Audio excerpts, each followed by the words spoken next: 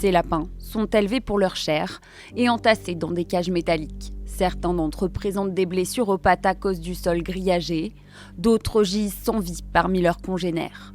Selon l'association, l'espace dont dispose chaque lapin dépasse à peine la taille d'une feuille A5, soit 20 cm environ. On est sur une maltraitance structurelle, c'est-à-dire que ce ne sont pas des gens qui spécialement sont méchants avec les animaux, c'est vraiment la structure même de l'élevage aujourd'hui où on va chercher à faire le plus de profit possible en entassant le maximum d'animaux dans un espace le plus réduit possible. Dans cet élevage intensif, les défenseurs des animaux disent avoir trouvé un cahier faisant le bilan d'un lot d'insémination artificielle. Pour 3700 lapros gardés, 200 sont éliminés. Des éliminations qui, selon L214, se déroulent généralement en assommant les lapins sur le bord d'une caisse.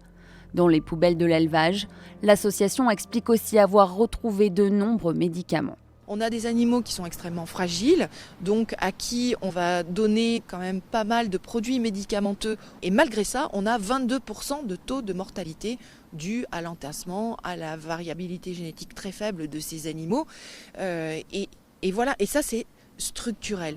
L214 dénonce l'absence de considération pour les besoins fondamentaux des animaux et les failles de la réglementation.